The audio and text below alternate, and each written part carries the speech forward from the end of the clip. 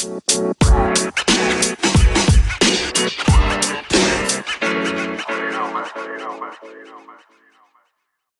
there, memers. Welcome back to a podcast about self-help using memes. I'm your host, Blake Moore.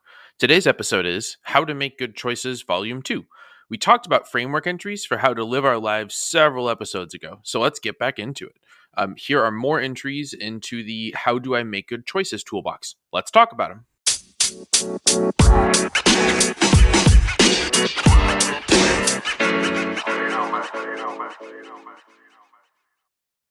Welcome to today's episode, How to Make Good Choices, Volume 2. First off, a couple housekeeping items, 2 requests, and a thank you to anyone who listens to this content regularly. First, thank you so much. I love making this podcast. At this point, there are double-digit listeners.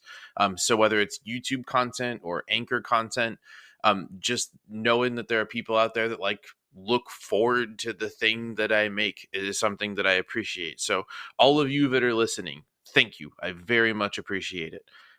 The 2 requests. The first is, if you don't care how you listen to my content, whether you listen to Anchor or Spotify or YouTube, if it's all the same to you, please consider liking and subscribing to this content on YouTube. The second thing that I would ask that people do if possible is, if you want more of this content, like the podcast and the audio content that you're consuming now or on YouTube, I would love to do more of it informally. And the easiest way to do that and make it where everybody can participate and ask questions and make it a discussion is a new and perhaps temporary feature that Twitter has called Twitter Spaces. But it basically lets you host an informal conversation where people can just ask questions using their Twitter accounts. The host of the Twitter account can let people talk. It's kind of like a Zoom meeting if you've done one of those for school or for work. So I would love to host one of those. Twitter has a requirement of 600 followers before accounts can host spaces. It's really just to keep people from, I imagine, hosting spaces for no reason. So if you would like to hear more of this content, perhaps more informally, come check me out on Twitter. It's actually pretty easy. It's at Blake Writing. At the time of this recording, writing like WRITING, not writing like a horse. Come check me out at Blake Writing. At the time of this recording, I have 300-ish followers. So I'm about halfway there. If you are big on Twitter, please feel free to get me more followers and I'll get a Twitter Spaces going. But in the meantime, those are my 2 requests. The first is, if you don't care how you listen to this content, please do it on YouTube because it's just better for me. And then the second is, if you would like more of this, either informally as words, come check me out on writing or on Twitter at Blake Writing, or come follow me, and with enough of those, we'll do a Twitter Spaces, and I can just talk based on the questions you're writing right then. So those are our housekeeping items, and let's talk about the actual content of the podcast proper. So today we're going to talk about framework entries. Basically, framework entries are ways or maxims or ideas to live your life by. If you've not had the chance to hear it, we started talking about this concept back in the episode called How Do I Make Good Choices, or How Do I Know If I'm Right? Those were kind of a start, and here's a few more. Again, they're just maxims or ways to live your life by. The analogy that I give in that episode and the way I think of it is kind of like a filter or a coin shaker, like someone in a circumstance where they were panning for gold, right? They might dip their tray down in like the bottom of a riverbed and shake all the mud and water out and hope that there's gold left over. I kind of think of ideas that way. And so I try to have a bunch of sort of shakers or strainers or colanders to put ideas through. And the ones that get all the way through I use, and the ones that don't, I don't use. And I sort of think of those colanders or shakers as entries into a framework. And so I have ideas and I try to pass new concepts through them. And the ones that make muster, I use. And the ones that don't, I discard. So In this episode, we'll cover sort of four kind of new ways of thinking about the world, or four entries into deciding how we should act or how we should value new ways of looking at the world. The first is a 6th century Chinese phenomenon, Lao Tzu. You know this guy, even if you don't realize it. The second is self interest and when to prioritize it. The third is mental defaults and why they should matter. The fourth is how to decide if you should act, like deciding on action versus inaction. So first, let's talk about the meme of the day, and then we'll get into those.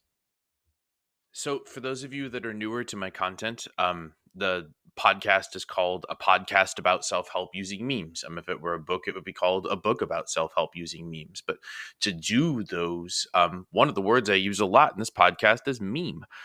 I mean that in a very specific way. It's a social science term, and that means a pervasive, persistent idea that maintains its form across time or distance or users. And so when I say meme, I don't just mean funny pictures or cute animals from the internet. I do mean those, but meme as a social science sense is a lot of other things. And so since people kind of pick up my content in the middle and don't necessarily go back to the very first episode that explains in far more detail what memes are, nor should you really be expected to, right? Um, I kind of sprinkle in a new meme every episode so people can get a feel for what I'm talking about. And if you'd like more details, then go back and listen. And so today's meme of the day, in Pee Wee Herman fashion, or meme of the episode, is pizza. I was talking about memes on Twitter, and someone suggested that we use pizza. And so pizza is absolutely a meme. Um, Pizza is a concept that goes across cultures and different kinds of food. It comes in different types and interacts with different forms of food. Like you can have all the toppings or pizza from different places. One of the most enlightening ways to see pizza as a meme is a Twitter account called Random Restaurant. And it literally just takes four pictures from Google Earth accounts of restaurants and shows them to you along with where they are in the world. And so getting perspective for what people mean just by the word pizza, by seeing what a pizza restaurant in like Senegal looks like or something. And I'm from the Midwest, so it looks much different than my conception of pizza restaurant. So pizza is a meme. All the flavors of pizza are memes. The concept of pizza is a meme. The fact that people like pizza is a meme. But meme is just a pervasive idea. It could mean topic, right? It's a very sort of interchangeable term. It's actually trying to not use the word fungible, given the craze for NFTs on Twitter, but that's a topic for a different day. So the meme of the day is Twitter, not NFTs. But if enough of you care, we can make it NFTs. Let me know on Twitter. Again, at Blake Writing. So with the meme of the day out of the way, let's talk about Lao Tzu. So with the meme of the day out of the way, let's get to our first sort of framework entry, or main topic for today's conversation or episode. And it's less of one maxim and more of one person, but there's kind of two maxims to take out of it, actually. And so the person is named Lao Tzu. And I'm sorry if that's a bad pronunciation. I gave it the college try and Googled how to pronounce Lao Tzu, and then I'm doing my best to emulate that. So if this is wrong, I apologize. Please reach out and tell me how to do it better. But you know this guy, but you know him as the author of the phrase "Journey of 1,000 miles begins with a single step." That's Lao Tzu. He's that guy. It's from a book he wrote called Tao Te Ching. It's a fundamental text of Taoism. I'm absolutely not an expert, but based on my very limited research, Taoism emphasizes living in harmony with everything, and so it's very much that kind of sentiment, since he was that kind of guy. Um, Lao Tzu is portrayed as a contemporary of Confucius, although if you look that up, they're really not sure if they even lived at the same time. There's dispute by a couple hundred years as to whether or not they were actually contemporaries. So, how do you actually use that information or that sentiment to make good choices? The journey of 1,000 miles begins with a single step. I mean, the episode, after all, is how to make good choices. Um, I think about that phrase basically every day. I use that phrase every time I have to begin a task that I don't want to do, or I know is going to just be hard to get done. And so the way I use that advice to make good choices or to make better choices is that whenever I have to do something, really anything at all, whether that's the dishes, whether that's an uncomfortable conversation at work or with a spouse, whether that, whatever, right? The sooner I start, the sooner it's going to get done. It's honestly for me an anti procrastination tool. You got to take a step, right? Resolving the big conflict starts with one uncomfortable conversation, or getting a raise starts with one Indeed search or whatever, right? But every change requires some sort of difference in action. If you want to get somewhere, you've got to start walking there. And that's always going to start with one single step. And so I use it to make good choices because it makes me not afraid to start big projects, right? If I need to redo a room or find a job or get something done, right? All that has to start somewhere. It reminds me of a joke. How do you eat an elephant? One bite at a time, right? They're very big. You need to get a knife and a fork and cut them up and eat them, right? So even big projects get done one little step at a time. Lao Tzu was just real far ahead of the curve on talking about it. The bonus advice, because again, we're talking about Lao Tzu, not just that one sort of maxim, I actually found on Twitter yesterday as I was writing the script for this episode, and it seemed appropriate for the conversation. It was, one who believes in himself has no need to convince others. I actually find that to be great advice. So, the next section in today's conversation is about self interest, specifically how to prioritize your own self interest when deciding if a choice is good or bad. And the high level takeaway from the section is this: have your own self interests in mind because no one else is going to. One of the very first framework entries I talked about was the golden rule. It's that you should act the way you would like other people to act. Kind of rightly so in philosophy, this is somewhat contradictory because I just told you to look out for yourself, but a few episodes ago I told you to be nice to other people first because that's how you'd want them to act. Self interest is one of the ways that we'll get at the difference between where your personal wants and needs end and where someone else's wants and needs start.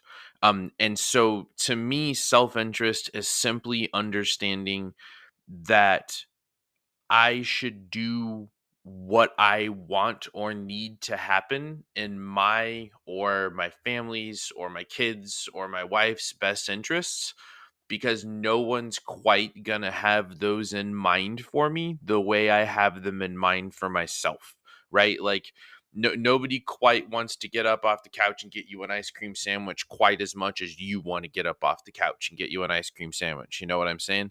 And so the practical application for that, for how to make good choices, is instead of trying to think of what you can do in terms of what's out there that you can fit into, try and keep your interests in mind in the way that you would keep your skills in mind. For example, glass blowing is super cool, right? Like melting sand until it turns into molten glass and then turning it into art, whether that's like cups or ashtrays or just cool looking marbles, right?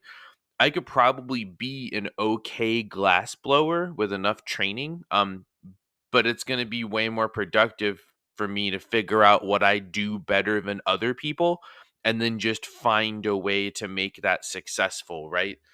And so you can use other people's feedback to decide what you're good at, right?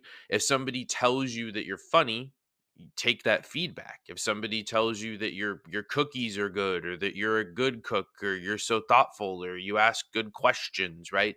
Think about the feedback you get from people around you and then think about how you can use that feedback to make money. I don't need to be an okay glass blower. I can go try and find something that uses the skills that I've got. I've got my own self interest in mind, because being honest about it, work is kind of suspending your self interest for money. If your job is to 8 hours a day go somewhere and do some stuff that someone else asks you to do for money, You're agreeing to suspend what you wanted to do in favor of what they'd like you to do. And so an act of self interest is figuring out whether your job is the best job for you, because unless it messes with your ability to perform your assigned duties at your current job, it's not in your employer's best interest to maximize your performance in terms of happiness or throughput or tasks or anything like that. And so, an act of self interest is to identify how you can most efficiently support yourself. You might be able to make ends meet at a job that you have to work twice as long at for half as much money. It's not really in that employer's interest to suggest that you leave. So having your own self-interests in mind is kind of what you have to do. Monetize yourself as you are rather than as you wish you could be.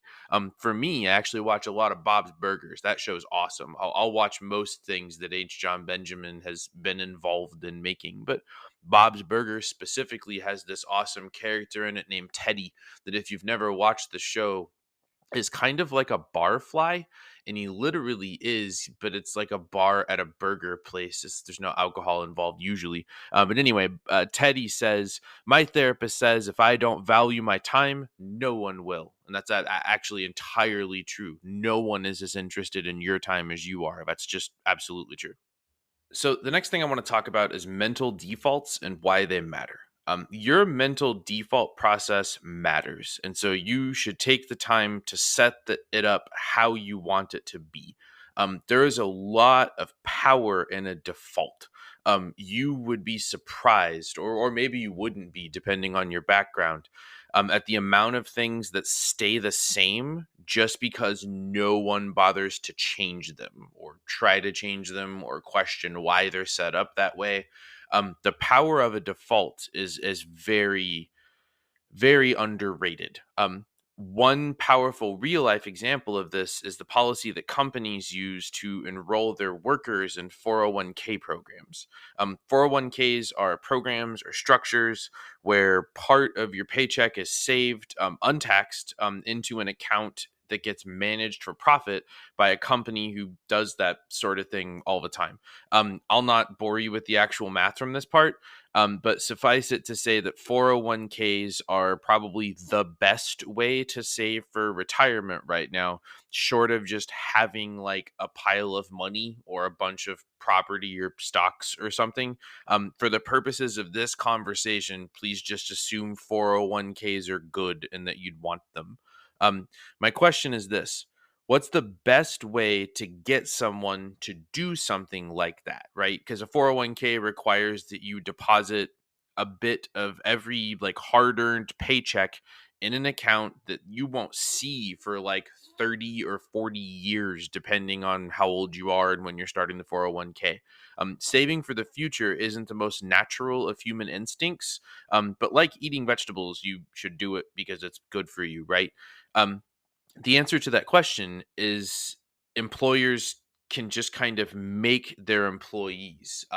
And so that's the power of a default. And that's why we're talking about it.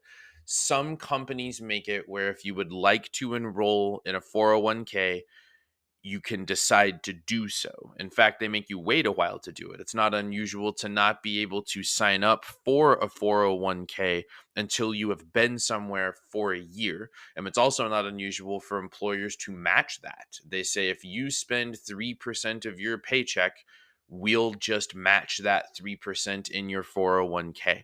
And so 401ks are good, but often they're things you have to sign up for on purpose. The other way to do that is to say, all right, Blake Moore Podcast Corp makes it where on your 1 year anniversary, you just have a 401k.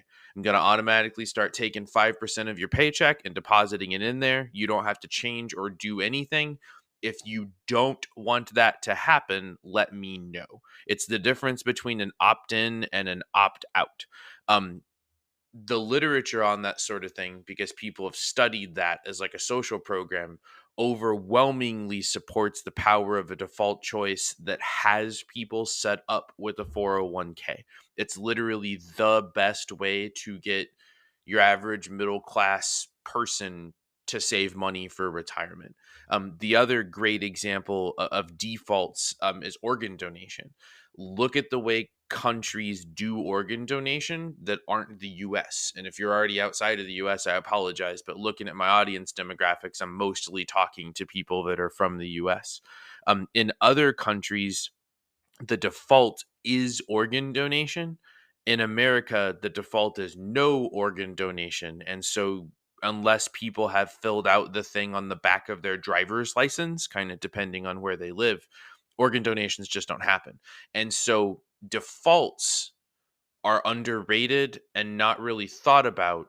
But unless you take the time to set them up, someone else is going to set them up for you. And so, really think about it and really take the time to define your own mental state. I would suggest, but I, of course, have a biased interest in using my framework entries as your default mental state, right? Use those as kind of the first tools to evaluate things. And if you can do that, I think you'll find yourself in a pretty good place. But really take the time to think about how you deal with things as a principle and as a start. And then you can kind of go from there. So, the last section in today's conversation is how to decide if you should act, like how to decide if you should take an action versus just to observe or to purposefully choose not to act. And for me, it comes down to kind of two guiding principles, and perhaps we spend more time on them later or in other episodes. But for the sake of this conversation, the first is be biased toward action, but willing and ready to admit ignorance and fault. And then the second is probably just easier to sum it up as ask for forgiveness rather than permission. And so I'll start there just because that's probably easier. One of my very purposeful mental choices when I'm trying to do something or I'm trying to decide whether it is right or wrong to do something, right? Why would I want to do that? Or why wouldn't I want to do that? Um, if I really can't decide, I very often just default to what I would like to do. I go to forgiveness versus permission. If all things are equal, I'm just going to do the version of that I think is right. Now, with that attitude, you really can't just walk around doing everything that you want because it really just doesn't work that way, right? If everybody just did everything that they wanted, it would be chaos. And so ask for forgiveness versus permission. But if you're going to live that lifestyle, it requires an honest evaluation of what the impacts of your actions might be before you do them. Clearly, forgiveness versus permission doesn't work as like a court legal argument, right? Well, sorry, officer, but forgiveness versus permission isn't going to work out super hot as you're getting arrested or talking to a judge. Um, the other thing to keep in mind with forgiveness versus permission is that there is always a flip side. Like there's always a bigger fish.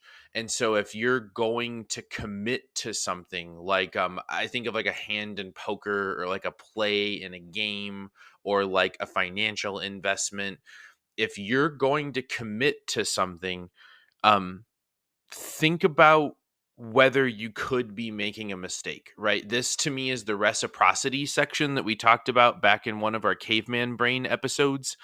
Unless you are a literal world champion of something, like a speed runner or an Olympian, like unless you have been measured and proven to be the best in the world at whatever you are doing, there's likely someone else out there better or faster or smarter or more handsome or with more money than you.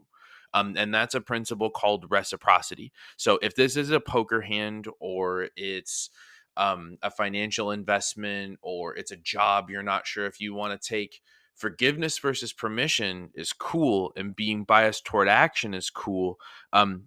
But understand that things that are too good to be true often are, right? If you look at something and think, well, why has no one else done that? Either you've had an idea they haven't had, you've identified an opportunity that they haven't seen, or someone's trying to trick you, right? Like this is the basis of most social engineering.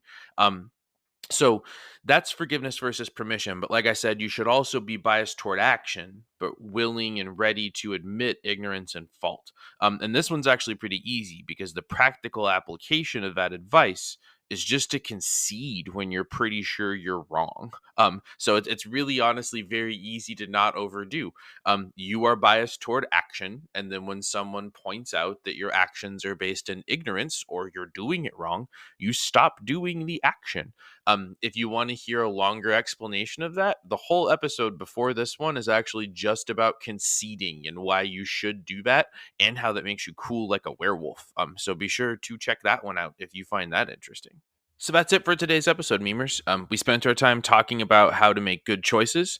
We locked in a few new framework entries while we did it.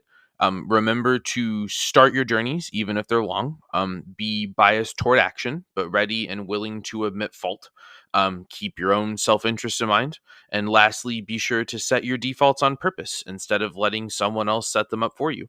Thanks for listening, and be sure to check me out on YouTube and Twitter. Have a good one. This has been a podcast about self help using memes. Thanks for listening.